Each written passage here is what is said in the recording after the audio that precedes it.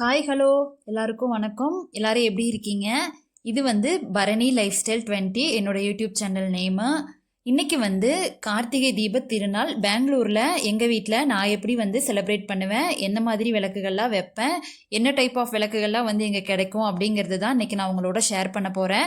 First of all இங்கே என்ன அப்படின்னா, ஏதாவது ஒரு விசேஷம், தமிழ் விசேஷமாக இருக்கட்டும், கன்னட சைடு விசேஷமாக இருக்கட்டும், Deepavali, Pongal, Christmas, new year எல்லா செலிப்ரேஷனும் பயங்கரமாக இருக்குங்க. இங்கே வீட்டுக்குள்ளே இருக்க வரைக்கும் நமக்கு எதுவுமே தெரியாது. ஒன்ஸ் நம்ம வெளியே மூவ் ஆகிட்டோன்னு வைங்களே, அந்த ரோட்டில் ஸ்ட்ரீட் சைடு சும்மா பயங்கரமாக இருக்கும். நம்ம வாங்குறோமோ இல்லையோ, வேடிக்கை பார்க்குறதுக்காகவே போகிற ஆளுங்க நானெல்லாம். அவ்வளோ நல்ல செலிப்ரேஷனாக இருக்கும்.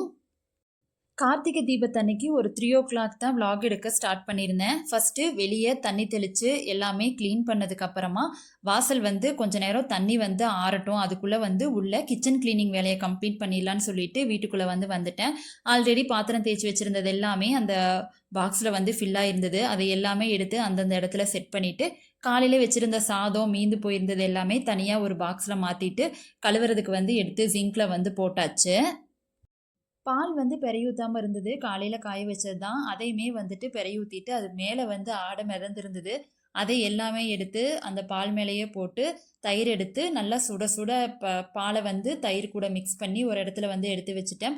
ஆறுனதுக்கப்புறம் வச்சோம் அப்படின்னா கண்டிப்பாக பெரையாகாது. ஏன்னா நைட் டைம் ஆயிடுச்சு அப்படின்னா, குளிர் எடுக்க ஸ்டார்ட் பண்ணிடுச்சு அப்படின்னா அது பெரையாகிறதுக்கு லேட் ஆகும். அதனால எப்போவுமே வந்து சுட சுடத்தான் ஊற்றுறது.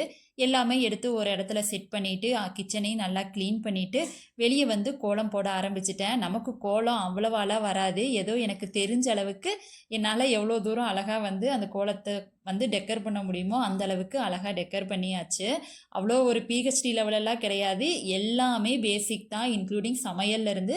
பட் என்னால் எவ்வளோ தூரம் வந்து அந்த விஷயத்தை க்ளீனாக நீட்டாக பண்ண முடியுமோ அந்த அளவுக்கு க்ளீனாக நீட்டாக பண்ணிடுவேன். அடுத்து வந்து விளக்கு, ஆல்ரெடி மண் விளக்கு இருந்தது. பித்தளை விளக்கும் வந்துட்டு ஆன்லைனில் ஆர்டர் போட்டு ஃபஸ்ட்டே வாங்கி வச்சுருந்தேன்.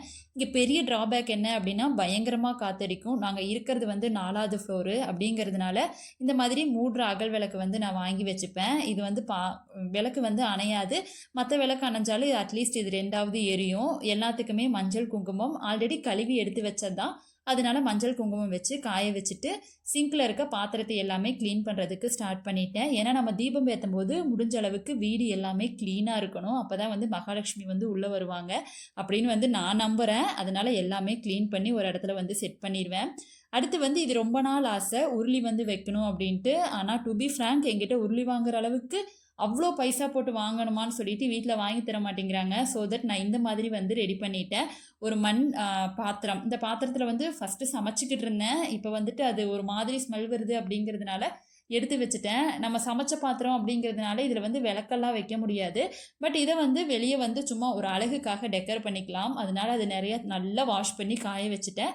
இப்போ அது நிறைய தண்ணி ஊற்றி மஞ்சள் செவந்தி, வெள்ளை செவந்தி, செண்டு மல்லி, ரோஸு இதை 4 மட்டும் வச்சு சாரி இது 4 ஆமாம் 1 2 3 4 4 தான். இந்த 4 மட்டும் வச்சு எவ்வளோ அழகாக இந்த உருளியை வந்து டெக்கர் பண்ண முடியுமோ அந்த அளவுக்கு வந்து என்னால் முடிஞ்ச அளவுக்கு டெக்கர் பண்ணிட்டேன். பார்க்குறதுக்கே ரொம்ப அழகாக இருந்தது. அடுத்து வந்து நிலவாசலில் ஆல்ரெடி கோலமெல்லாம் போட்டு தான் ரெடி பண்ணி வச்சுருந்தேன். அது மேலே வந்துட்டு பூவெல்லாம் மாற்றி வச்சுட்டு வீட்டுக்குள்ளே வந்து சாமி விளக்குகள், அப்புறம் நம்ம எடுத்து வச்சுருந்தோம் இல்லையா மஞ்சள் குங்குமம்லாம் வச்சு, அது எல்லாத்துக்குமே திரி வந்து போட்டு எல்லாமே எடுத்து ரெடி பண்ணி வச்சாச்சு. சாமி படத்துக்கும் பூவு பொட்டு எல்லாமே ஆல்ரெடி நேற்றே வந்து வச்சுருந்தேன். இப்போ பூ மட்டும் மாற்றி விட்டுட்டு விளக்கேற்றுறதுக்கான வேலைகளை வந்து ஸ்டார்ட் பண்ணிட்டேன். ஆக்சுவலாக செண்டுமல்லி வந்து 2 கொடுத்துருந்தாங்க. இதை வந்து சாமிக்கு வைப்போமா வேண்டாமான்னு ஒரு 2 விதமாக யோசனையாகவே இருந்தது. அதனால கிச்சனில் வந்துட்டு அழகாக இருக்கணுமேன்னு சொல்லிட்டு இந்த மாதிரி செட் பண்ணிட்டேன். அடுத்து வந்துட்டு பால் வந்து கொஞ்சம் காய வைக்க வேண்டிய வேலை இருந்தது. தம்பி வந்து டியூஷனுக்கு டைம் ஆயிடுச்சு அப்படிங்கிறதுனால அவனுக்கு வந்து பாலை காய வச்சு கொஞ்சமாக அவல் போட்டு கரும்பு சர்க்கரை போட்டு அந்த பாலை ஊற்றி கொடுத்தோம் அப்படின்னா அது நல்லா ஊறினதுக்கப்புறம் அது வந்து சாப்பிட்டுப்பான். இது வந்து அடிக்கடி வந்து சாப்பிடக்கூடாதுன்னு சொல்கிறாங்க. அதனால ரொம்ப எமர்ஜென்சி அப்படின்னா மட்டும் இதை பண்ணி கொடுக்கறது. அவனுக்கு எல்லாம் எடுத்து கொடுத்துட்டோம் அப்படின்னா அவன் வந்து ஓரளவுக்கு சாப்பிட்டுப்பான்.